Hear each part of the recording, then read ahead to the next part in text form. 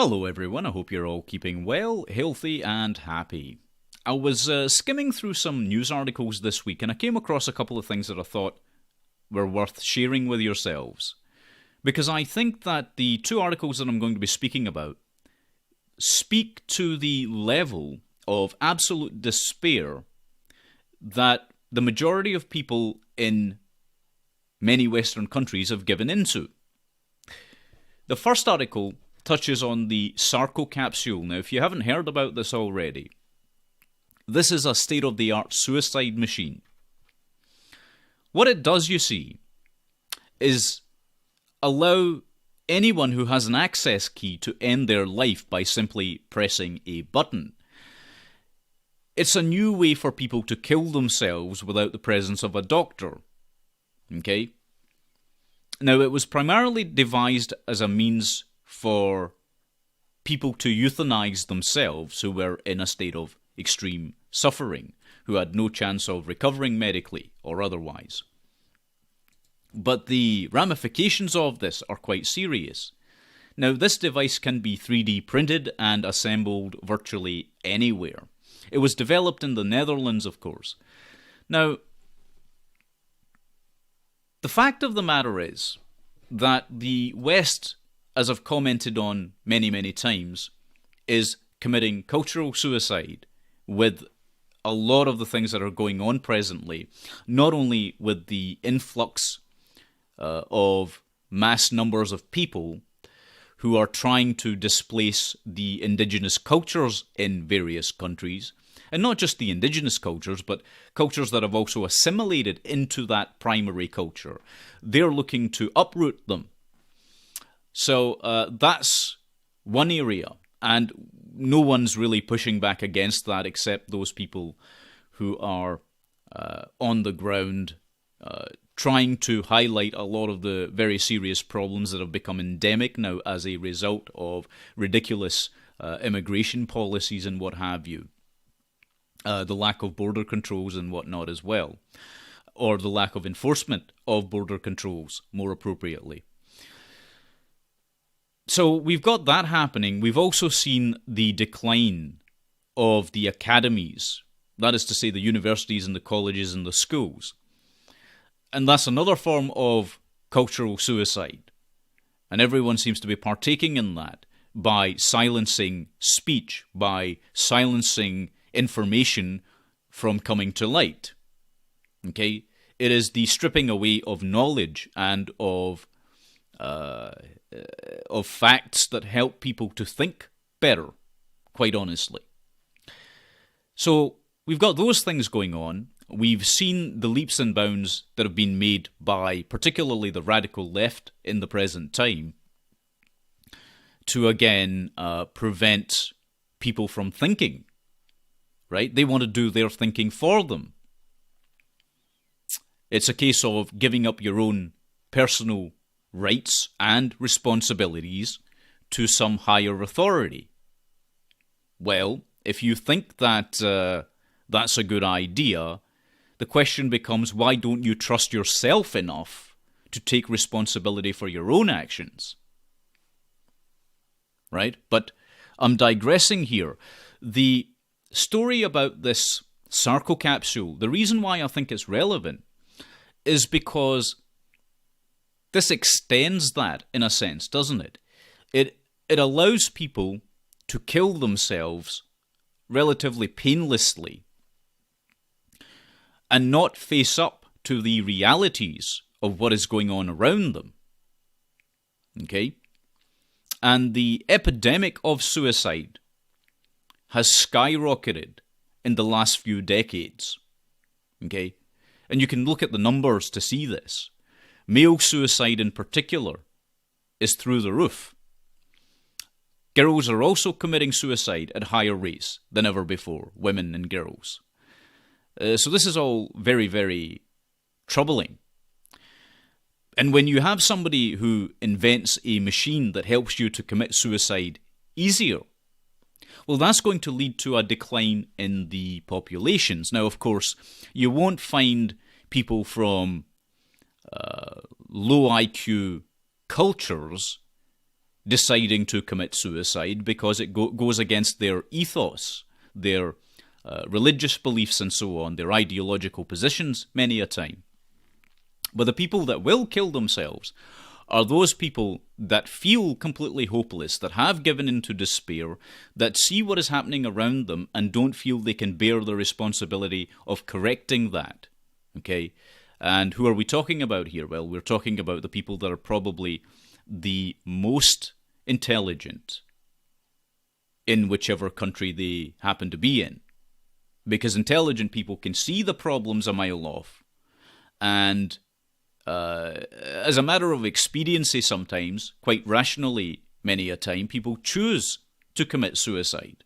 And if you make it easier for them to do that, then I think it is a logical next step to say that, well, more people will be using these methods, right? So they will automatically cull themselves.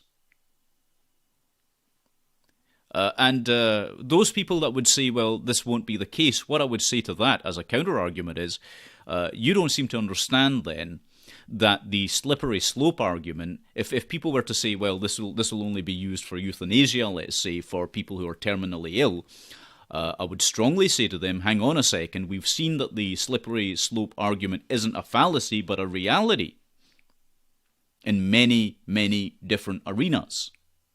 Okay? Once you start down one path, then inevitably you find this snowball effect happening.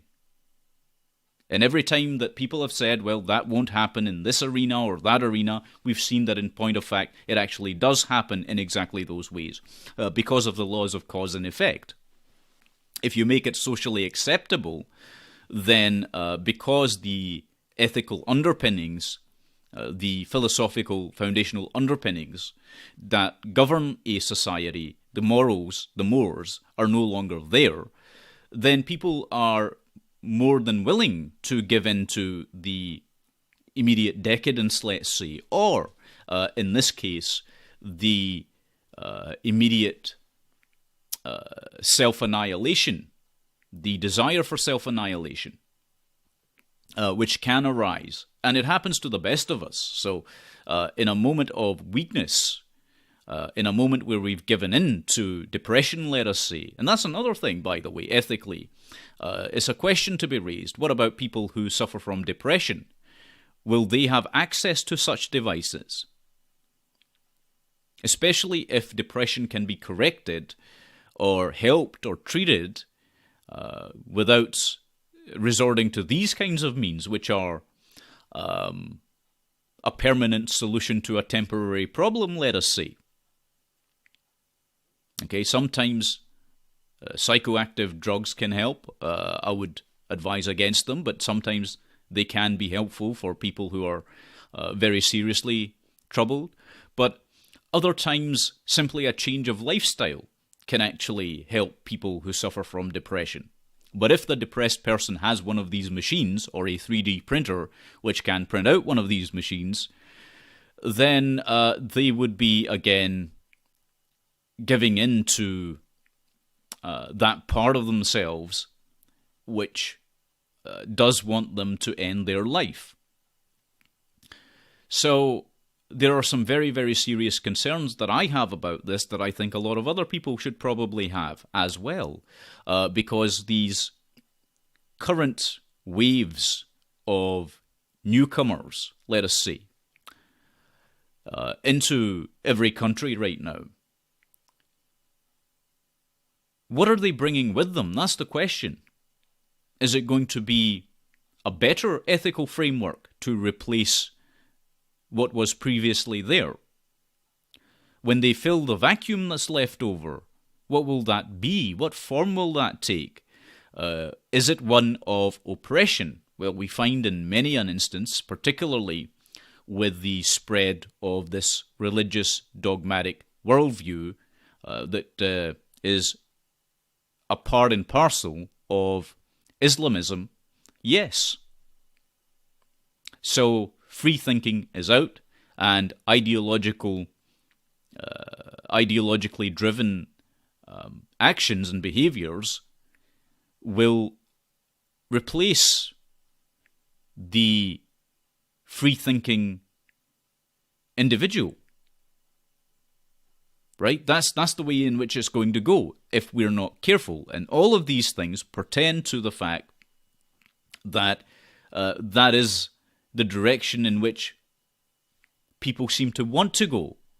That's what's really disturbing about this. But it's not just this article that concerned me. There was another article as well, which was to do with the pro-choice case for infanticide. Okay? This is to do with the proposition, this advocacy for after-birth abortion. I don't know if you guys, again, have heard about this, but this is something else that really shows that we are descending into complete hopelessness as a culture, as a society. If we are advocating for, in any way, shape or form, after-birth abortions, as they're terming them, in real terms it is infanticide. You're talking about the murder of an actual living child. Okay, don't be under any illusions about this. Now, again, it is important to say that these two people who are advocating for this, Alberto, I hope I can pronounce this correctly, Guibellini and Francesca Minerva, they proposed in the Journal of Medical Ethics that there are certain circumstances that occur after birth that would justify after-birth abortion, and that it should be permissible. I'm not sure how you can ethically make that case, since the mother's life is not in jeopardy at that point after having delivered. Again, this is a case of advocating for suicide and murder. Okay? We are advocating for suicide and murder in this day and age. What is my point with all of this? Why am I talking about this? Well, because this is in real terms eugenics. Okay? Or perhaps the proper terminology for it might even be dysgenics. That's why I'm bringing this to your attention. I was talking about the fact that we were heading down these roads quite a long time ago now. And very few people wanted to understand where I was coming from on it, because they ridiculed the idea that the slippery slope argument was in any way, shape or form real. Okay? And we found that it is real, as we've talked about. And so we are seeing this. We're seeing a degradation in ethics, in real moral understanding. We're seeing, for all intents and purposes, eugenics in action, where people are advocating for infanticide, where people are advocating for suicide machines. What is this? Why are we accepting these things? And why are we furthering these agendas and these technologies, let us say, or these proposals? Why are we doing that? Surely this can't be correct, because it opens the door to a higher body, if you will, making the decisions on this. Okay, again, it's the abdication of personal responsibility, let's say on the part of the parents in the case of infanticide, or let's say on the part of the patient who might be suffering in the case of euthanasia. We're abdicating that responsibility to a higher authority, instead of saying, well, maybe there are solutions to these problems that we are facing that don't involve killing people. Okay? Because when we reach that point where we're saying it's okay to kill people, well, what's next? And if we say that government-associated bodies should be making that decision, particularly where you have these medical committees that are pseudo-governmental bodies making those decisions, do you think they're going to do that because it's in the best interests of the person? Of course not. And to illustrate this point further, in the UK there has been case after case after case in which the medical bodies which exist decided against the best interests of patients. That is no joke. Cancer patients or kids that are born with problems, in many, many cases. Some of them have been well publicised, in fact, where these medical committees rule on something, or they take that to a court of law, which again enforces the edicts of the government, who are the legislative body, instead of allowing people to make their own proper choices, which are well informed. Okay? There is a case to be made against euthanasia for the patient, but you'll never hear too many people in the medical professions talking about that, or getting as much ink in the publications out there, because again, this is something that is being promoted. So I just thought that was important to cover, because this is again a real world example of the madness. Right? It's a real world example of the madness. For people to say we don't want to suffer, we don't want to see suffering around us, is idiotic. Yes, we should try and lessen suffering. Yes, we should try and limit harm. But suffering is an innate part of living. The cure to suffering, according to these people, is death, which is highly illogical, because if that were true, well then every living organism would just commit suicide overnight. You don't see that in the natural world. What you see is every creature striving to live, to sustain its own life. And human beings in the current paradigm, particularly in the West, seem to be the only ones who want to end their lives prematurely. I don't understand it. And it's happening on a societal level as well, as I say, with this cultural suicide, where we're just accepting things. We've given in to apathy. We have given in to hopelessness. And we're not doing anything about the problems. We don't want to come up with solutions to the problems that are endemic right now. That's what's troubling. Anyway, I'll leave it there for this video, but I just thought it was remarkably interesting that these things are going on in this current climate.